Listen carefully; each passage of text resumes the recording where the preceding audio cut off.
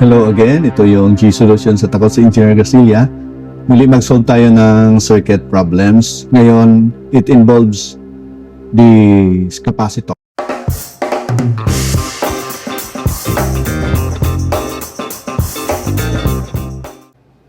Sabi sa problem, if the voltage of 200 microfarad capacitor is shown as, ito yung graphical presentation ng ating voltage sa 200 microfarad capacitor. So, pinapahanap sa atin yung current. Kung mapapansin natin, itong vertical axis natin, this is for yan ay magnitude ng voltage natin. At ito namang horizontal dito ay para sa time. So, makakagawa tayo ng equation ng voltage expressed in time. So, kukunin natin yung current nito base sa time stamp niya.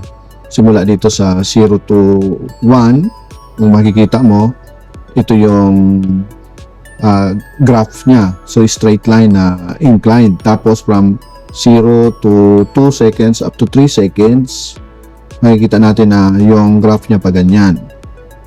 At from 3 to 4 seconds, kita natin na pa ganun uli yung line niya, yung graph ng line natin. So, para ma-express natin yung equation in voltage, so gamit yung yung waveform na yan, na makikita natin ito ay triangular waveform. Okay, so kunin natin siya base doon sa timestamp niya. So sa solution, so kunin muna natin yung voltage expression niya. Halimbawa from 0 to 1, between 0 to 1, yung time natin yan, between 0 to 1 seconds. So yung line natin again ay paganyan. Since na line siya, gamitan natin ng general equation of line. Diba? Yan ay expressed in y is equals to mx plus b. Na kung saan yung m natin, ito yung ating slope. At para makuha mo yung slope na yan, yung slope na ito, marami tayong paraan para makuha siya. Gamitin lang natin yung 2-point form.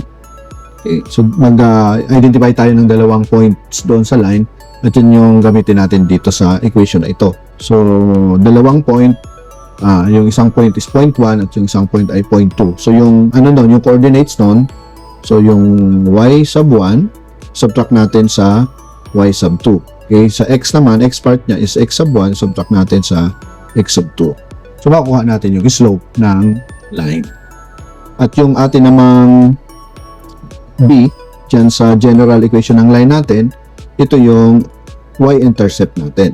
Anong ibig sabihin ng y-intercept? Ito yung point doon sa y-axis dito, na kung saan yung line natin ay nag-intercept, nag-cross. So for instance, itong between 0 to 1, yan, makikita natin na dito siya nag-intercept. Sa origin siya. So kaya yung b-intercept ng between 0 and 1 natin ay 0. Kaya pwede nating gamitin yung general equation na to, i-customize natin base sa base dito sa ating graph presentation ng voltage natin. Magiging b sub t, ito yung y natin, ito yung para dyan sa y, at yung m naman, yan ay hinahanap natin, at yung x dito, palitan natin ng t kasi nga ito yan, so, yun yung abscissa or x-axis. So, plus b. So, sa between 0 and 1 na time, yung b sub t natin ay, yung m natin dyan, i-determine natin yung m para makuha natin yung m dyan. Mag-determine tayo ng points. Halimbawa, itong points na ito, ano natin dyan? Yung coordinates. Diba yung x dito ay 1? Kasi yan. At yung y naman ay ito, galing dito. So, 1 and 50. So, pwedeng ito yung point 1 natin. At yung point 2 naman ay ito. So, ano yung coordinate niyan? 0 and 0. Kasi nasa origin siya. Pwedeng ito yung point 2 natin. Sige. So, i-substitute na natin dito sa ating m. So, ano yung y1 natin? Yung y1 natin, halimbawa ito yung point 1, ito yung y1 natin. 50. So, sulat natin dito, 50. At yung y2 mo ay dito, yan ay 0. 50 minus 0. So, x1 naman, ito yan. Ito yung x1 mo. So, yan ay 1 minus yung x2 mo ay yan ay 0. So, lalabas 50 over 1 equals 50. No? Kaya, isusulat na natin dito sa equation natin, 50t plus b, since na b ay, yung intercept niyan ay 0, kaya 0 na siya. So, plus 0. So, yan yung magiging equation natin. Time natin between 0 and 1 second is 50t. Okay, so yung pangalawa naman ay ito ay between C1 and 3. Between 1 and 3, ito yan, itong line na to. Okay? Sulat natin dito between 1 time and 3. So, ano yung voltage equation natin dyan?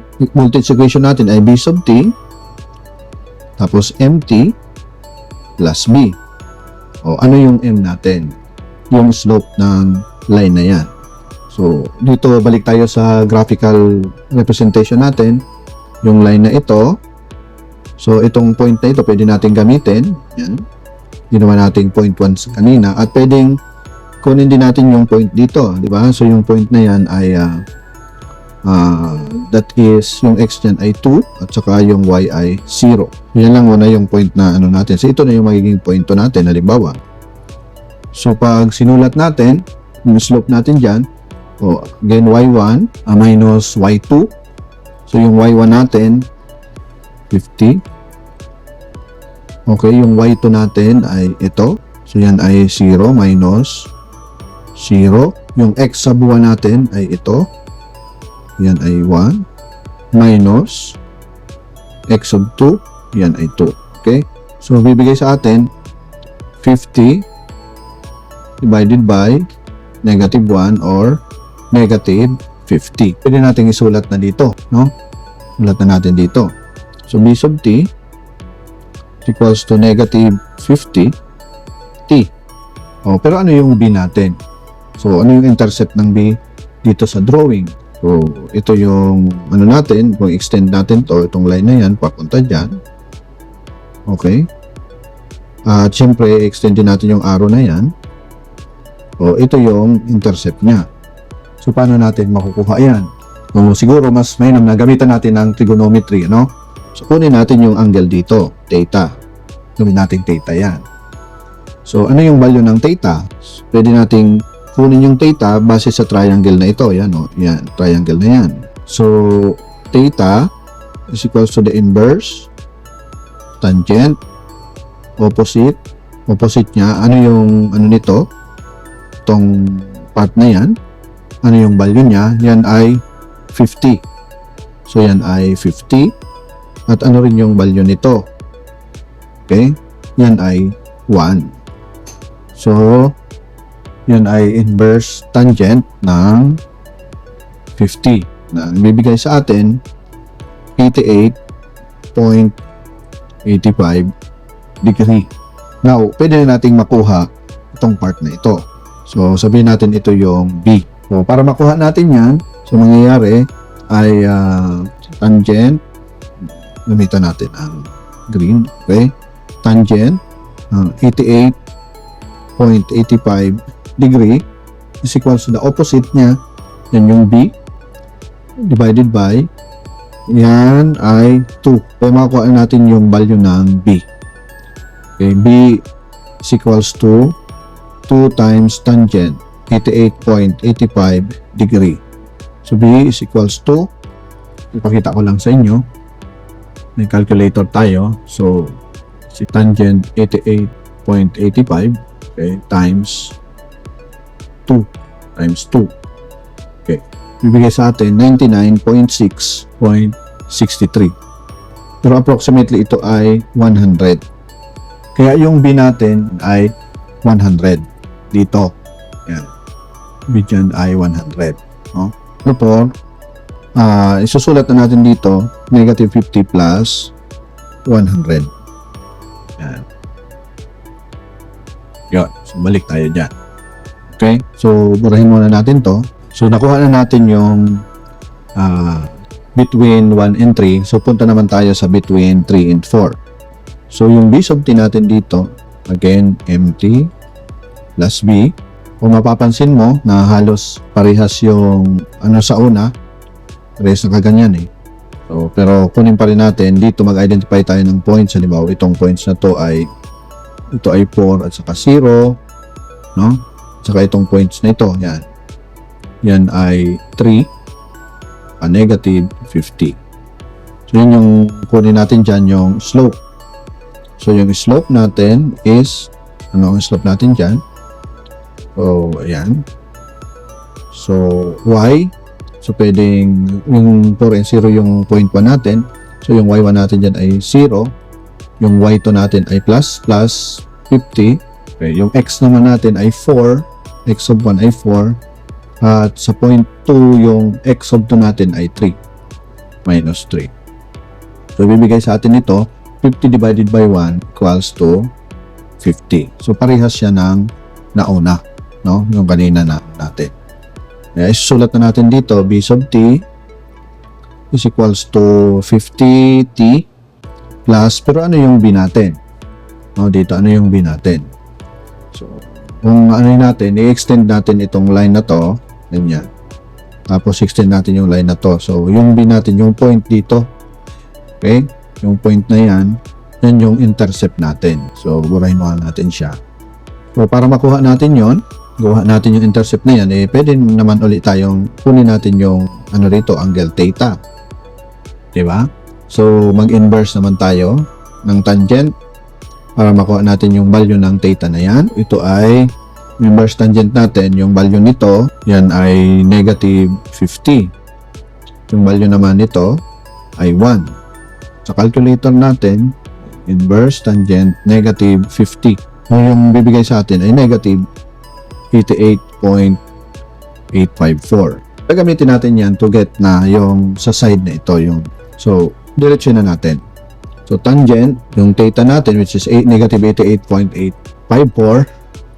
Ito yung b over. So, yung ano rito, galing dito, punta dyan. Okay. Yan ay 4. At ito naman yung b natin. So, therefore, yung b natin dito is 4 times the tangent. 88. Actually, negative siya. 88.854. Yan. So, makuha natin yung value ng b. So, ito ay tangent 4 times tangent, bibigay sa atin negative 200. So, yung value ng ating b dito ay negative 200. Yan. So, nakuha na natin. So, parang ganito siya. So, this is b and t. Meron naman tayong kung makikita niyo yung drawing nyo rito, yung drawing natin. So, sakto lang yung figure na yan, na ganon. Sakto siya. Yung less than 0 seconds na papunta doon, at saka yung greater than 4 seconds papunta doon, makikita mo na 0 lahat siya. Okay, kaya pwede natin ilagay dito. Yan. So, yan ay, at sabihin natin siyang, ito ay otherwise.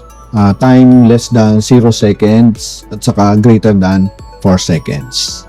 So, dito makukuha na natin yung time natin. Kasi, yung current, yung hinahanap kasi natin dito, ay yung current.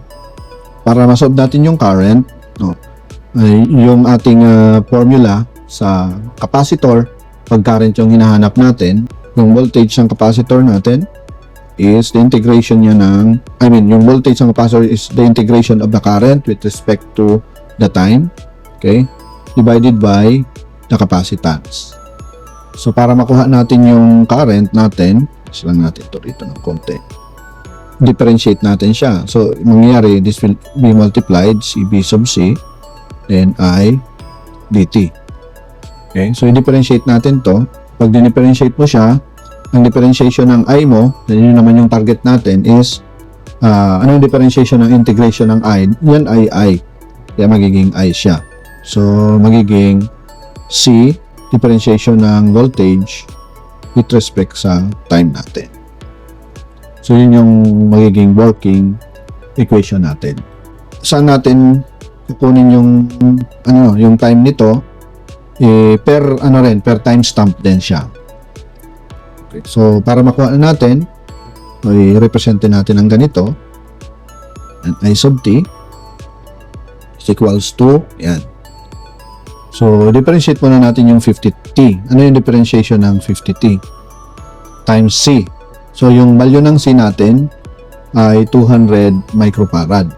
Yan. So, bali, differentiation ng B sub T, yan yung gagamitin natin. So, C times differentiation ng nitong B50 ay 50.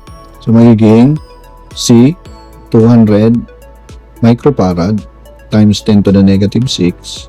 Differentiation ng 50T is 50. Yun yung magiging sagot natin. Okay? So, yan. So, negative 0.0, ano to? 01. Lahat ng ito ay in ampere. Ampere, ampere. At yung differentiation naman nito ay 50T siya. So, 200 times 10 to the negative 6 times 50. So, ito ay 0.01 ampere. And 0 for otherwise. So, ito ay para sa 0, between 0 and 1 seconds. Ito ay para sa between 1 and 3 seconds. Ito ay para sa between 3 and 4 seconds.